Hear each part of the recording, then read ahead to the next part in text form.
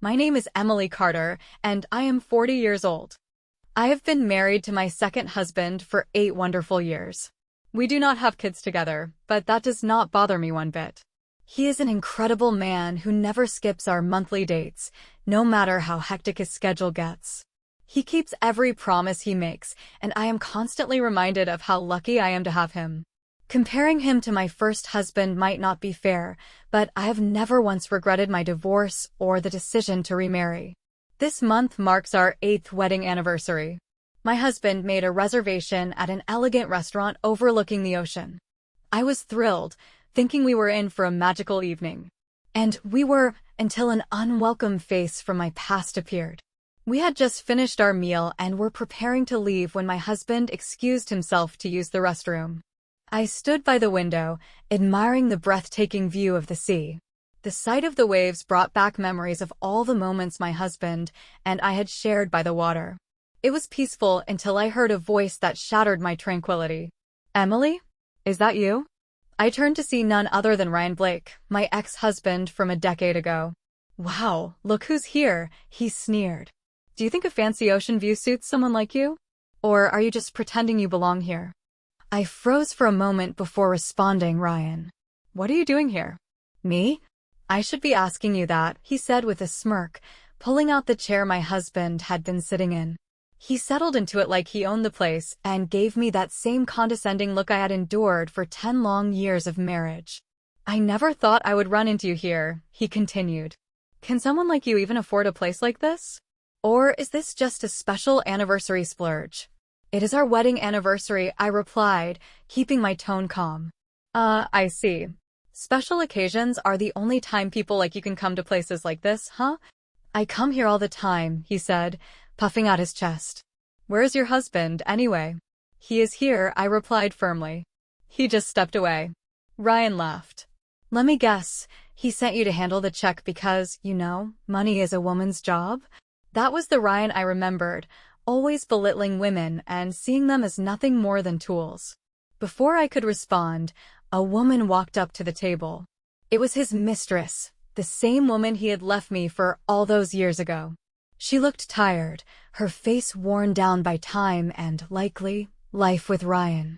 Her beauty, which he used to brag about, was now a shadow of what it once was. "Still dressing like that, huh?" Ryan snickered, looking me up and down. "Aren't you embarrassed to look so shabby in a place like this?" Talking to him made me feel sick to my stomach. I turned my gaze back toward the restroom, silently willing my husband to return. When he finally emerged, I felt a wave of relief. He had clearly noticed something was off, and he approached us calmly. "Excuse me," he said, his voice steady and respectful. "Is there something you need from my wife?" Ryan's smirk faltered. "Your wife? This woman is your wife?" "Yes," my husband replied, standing tall. "Is there a problem?" Ryan laughed, but it was forced. "Well, you look like you belong together. Poor people marrying each other, huh?"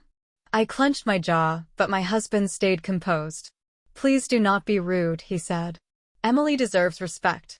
Ryan snorted. "You must be as useless as she is, then," he said, glaring at my husband. How pathetic. It amazed me how little Ryan had changed. Back when we were married, he worked at a large corporation, but his success had little to do with his own abilities. He was great at cozying up to his bosses and taking credit for the work of his subordinates. By the time we divorced, he had managed to become a manager, but his arrogance made it clear that the position was more luck than merit. Ryan always bragged about graduating from a prestigious university, claiming it made him better than everyone else. When we were dating, I believed his stories and thought I was marrying someone intelligent and kind.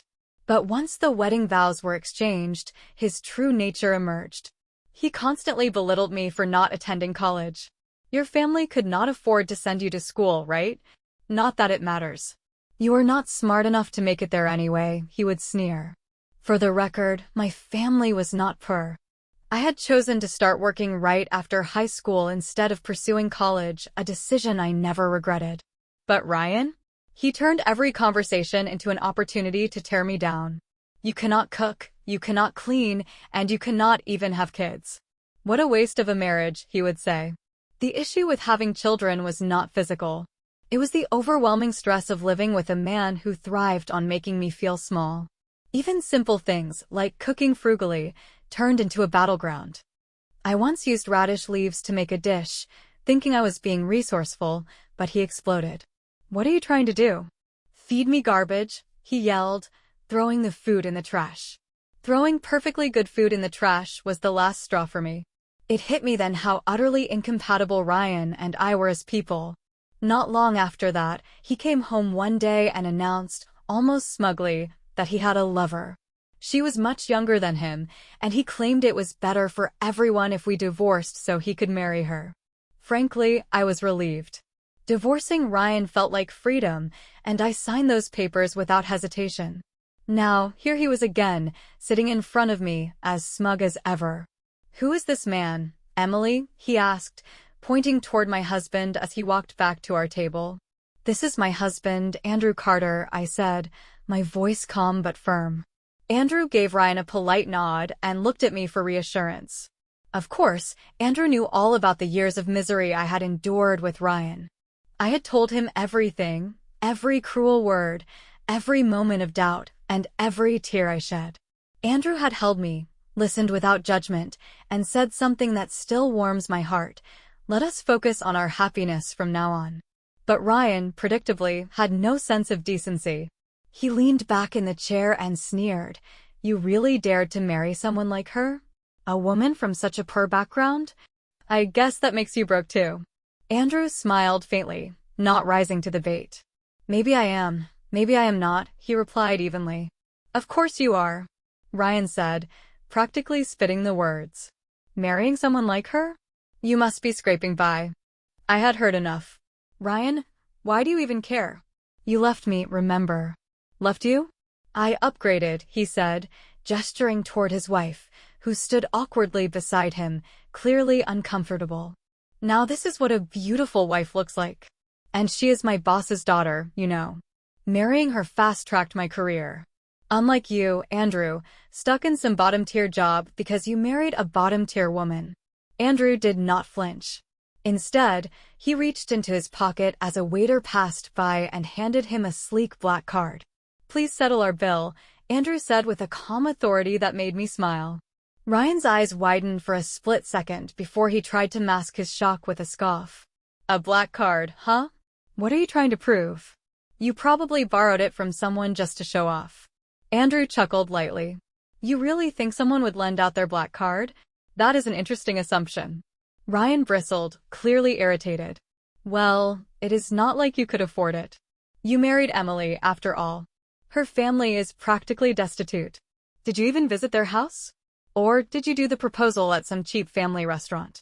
Andrew's smile grew a little sharper. "Funny you would think that. You must have some personal experience with family restaurants, huh? If not, why would that idea even cross your mind?" Ryan sputtered. What? "Of course not. I have never done anything so miserly." "Sure," Andrew said, his tone dry. "Sounds like you are projecting." At this point, Ryan was fuming. He turned to me, his voice rising. "Emily, do you seriously think you belong in a place like this? Back when we were married, you were happy with family restaurants." "That is because I had never been to one before, Ryan," I replied coolly. He snorted. "You are all talk. Coming to a restaurant like this makes you feel important, does it not? But let us be honest, you do not fit in here." "Maybe," I said, tilting my head. "But neither do you." His face flushed. "Me? I do not fit in? Do you even know who I am?" "No," I said bluntly. "Should I?" "I am a manager," he declared, as if that meant something. "Still just a manager?" Andrew asked, raising an eyebrow. Ryan's mouth opened and closed like a fish out of water, but before he could respond, a chauffeur walked up to our table. "Sir," the chauffeur said to Andrew, "your car is ready." "Thank you," Andrew said, standing up and helping me with my coat. Ryan looked flustered. "What is this?" "Oh, you're probably just the president of some tiny company." "I work for a major corporation, the Blake Group. I am a manager there." Andrew turned to him with an almost pitying smile. "You are still just a manager? At your age? That is unfortunate." Ryan sputtered again, But before he could form a coherent sentence, his wife tugged at his arm, clearly eager to leave. But Ryan had one last jab to throw. You cannot even have kids, can you, Emily? What kind of woman cannot have children? There must be something wrong with you. Andrew stepped in front of me, his tone suddenly sharp. That is enough. There's a line, and you have crossed it. Ryan smirked, but Andrew ignored him. He took my hand, guided me out of the restaurant, and into the waiting car. As we drove away, I looked at Andrew and saw nothing but love and respect in his eyes. Ryan might have tried to bring me down, but he failed. I had moved on to a life filled with happiness and a husband who truly valued me. When Andrew instructed HR to fire Ryan on the spot, I almost could not believe it. Wait, what are you saying? Ryan stammered, his voice rising in disbelief. You think you can shock me with some fake act? What kind of company president are you pretending to be? Are you trying to fool me? How stupid do you think I am? Andrew looked at him, calm as ever. Ryan, I am the president of the Carter Group. Ryan's jaw dropped. No way. That cannot be true. But the driver, standing nearby with a professional yet pitying expression, gave a small nod. Yes, sir, he is the president, the driver confirmed. Ryan's eyes darted between us. Seriously? He is really the president of our company? Yes, I said firmly. And I am his wife and the vice president. Ryan's laugh was forced, and his disbelief was evident. That is ridiculous. How could someone like you, from such a poor family, end up as the vice president? You only graduated high school. Andrew's face hardened. Ryan, whether someone graduated from high school or college does not determine their worth. Insulting my wife like that is something I will not forgive. Ryan's tone shifted immediately. But the union. The union will protect me. Andrew tilted his head, almost amused. Ryan, you're a manager. Managers are not union members. You should know that. You are not protected by the union. Ryan's face paled. No, seriously? Andrew continued, unbothered. Well, you had better brace yourself. Insulting my wife comes with consequences. He turned to me, his voice softening. Shall we go, Emily? We left Ryan sitting there, stunned and speechless. That evening, we were relaxing at home when my phone rang. It was Ryan. His voice was completely different, no longer arrogant, but pleading. Emily, it has been a while, he began awkwardly. What are you talking about, Ryan? We already spoke this afternoon, I replied, my tone flat. Yes, well, listen, about earlier. You have not actually processed my dismissal yet, have you? That was just a joke, right? I sighed. No joke, Ryan. Everything we said earlier was true. I am surprised you do not even know who your own company's president and vice president are. But why are you the vice president? How does that even make sense? He pressed. Because I wanted to help my husband in the best way I could, I explained simply. Ryan scoffed. Still, it is strange. A high school graduate as the vice president? That is just absurd. It is not absurd at all, I replied. I graduated high school because I wanted to start working early. But after we divorced, I earned a college degree. I studied through an online program while working. He paused, clearly processing this new information. Wait, so you're actually the president's wife? For real? Yes, I said firmly. But how? When? When did you two even meet? Shortly after our divorce, I said. Andrew and I dated for about 2 years before getting married. Ryan's voice was incredulous. Why would the president of a major company marry someone like you? Was he doing charity work? Or did he just want a slave? Ryan, stop being so rude, I snapped. Sorry, he backpedaled quickly. I am just trying to understand. You must live such a tough life. Fancy restaurants like today must be a rare treat, right? Normally, you must be struggling just to get by. I laughed, more out of frustration than humor. Ryan, that is not true at all. You are the only one who lives like that. He hesitated. There is no way you could marry a man like Andrew. Rich people surround themselves with other wealthy people. If someone like you showed up at their events, it would embarrass him. Ryan, you're making wild assumptions again, I said, exasperated. If you keep looking down on me like this, you will regret it.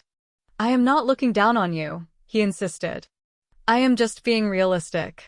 You came from nothing, Emily. You cannot change that. You keep saying that, but it is not true, I said, my voice steady. For your information, my family is actually very well off. What? No way. Your family is poorer than mine. When we were married, you were living in a small, single-story house. That was temporary, I corrected him.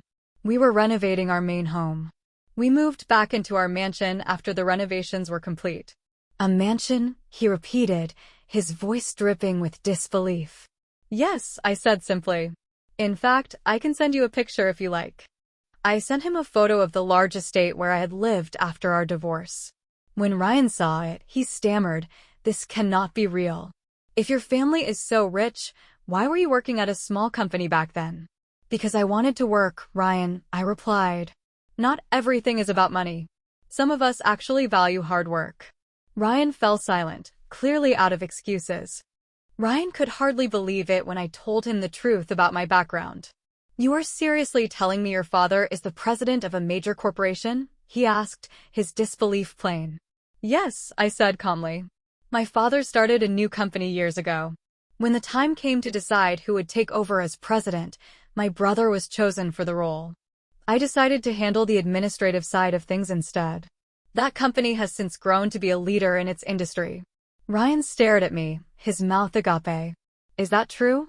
You were really that rich all along? Yes, I replied. This is who I have always been, the same person you looked down on for all those years. His expression shifted to confusion. So that is how you managed to marry the president of the Carter Group? No, Ryan, that is not why, I said, shaking my head. Andrew and I met because we shared the same hobbies. We hit it off without even knowing about each other's backgrounds. He did not know I came from a wealthy family, and I had no idea he was a company president at the time. Ryan blinked. Wait, you're at the same company where I work because of that? How long have you been there? I joined the Carter Group right after our divorce, I explained. It happened by chance. I had a connection that led to the opportunity. But back when we were married, you were just a clerk at your brother's company, Ryan said, his tone almost accusatory. Why did you change jobs after we split? My brother's company had grown significantly, I explained. He encouraged me to pursue what I truly loved. So, I decided to make a change. When a senior position at the Carter Group became available, they headhunted me. At that point, Andrew was just a name on the company roster. I had no personal connection to him yet. Ryan shook his head, as if trying to make sense of it all. I do not get it. How do you have connections like that? Rich people just seem to connect with other rich people. That is why I say these things matter. That mindset is exactly why you are still stuck as a manager, Ryan, I said bluntly. Maybe you should be asking yourself why your wife has not grown tired of you yet. She cannot get tired of me. I am the one supporting her, he replied defensively. I let out a small laugh. Keep up that attitude, Ryan, and you will eventually get what is coming to you. Look, he said, his voice softening. I was not trying to belittle you. I honestly thought you were poor. You mocked me, my family, and my husband, I said coldly. It is only natural that you face consequences for your actions. Ryan's tone grew desperate. Please, Emily, do not let them fire me. I will be in a tough spot if I lose this job. I sighed. Ryan, after everything you said and did, you still expect me to help you? That is not happening. I have nothing but resentment toward you. Resentment? For what? What did I ever do to you? He asked, genuinely clueless. There is too much to list, I said, my voice firm. And I bet your wife feels the same way. Maybe you should ask her what she really thinks about you. Ryan was silent for a moment before mumbling, I only said those things because I thought you were poor. Why do you take it as mocking when I was just being honest? Once words are spoken, they cannot be taken back, I said firmly. You should know that as an adult. I do know that, he muttered. Then you should understand why you are being dismissed, I replied. Ryan's voice grew panicked. No, I do not understand at all. Please, Emily. I will be in serious trouble if I lose this job. Can you talk to Andrew for me? My husband is right here, I said. And he thinks you are hopeless. Maybe it is time to accept the consequences of your actions. Ryan's desperation was evident. Wait, Emily, please. I would not have said any of those things if I had known the truth about you. I will never say them again. I promise. Goodbye, Ryan, I said, ending the call.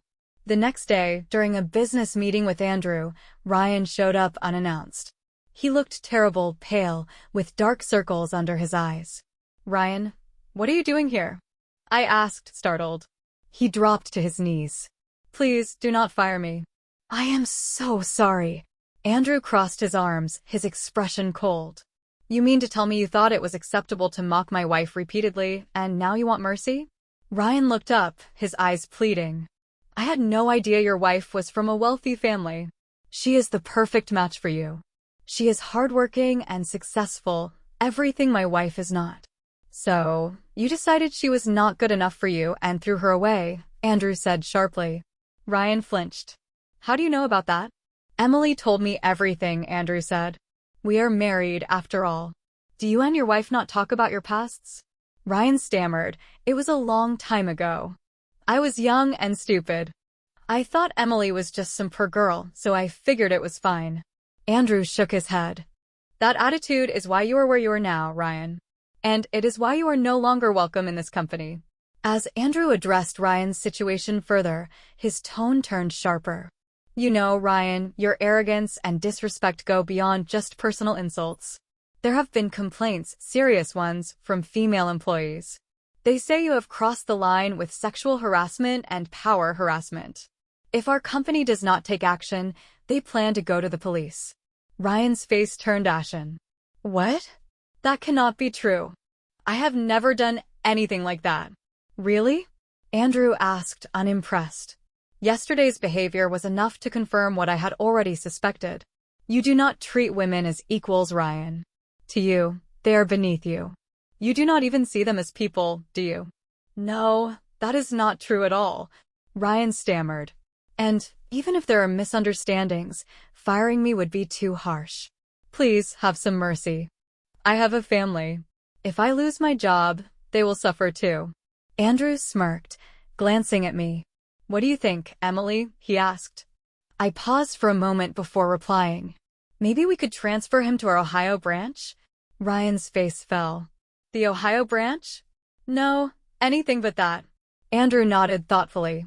It seems fair. The Ohio branch is, well, challenging. It is in a remote area with a declining population. The branch was established years ago by the former president as a way to support the local community. Right now, it barely operates, with just one employee. The last person sent their quit after struggling with the isolation. But Ryan, here's your opportunity. Turn the branch around in 3 years, and we will bring you back. Fail, and you will retire in Ohio. Ryan, desperate, grabbed at the offer. Thank you. I appreciate the chance.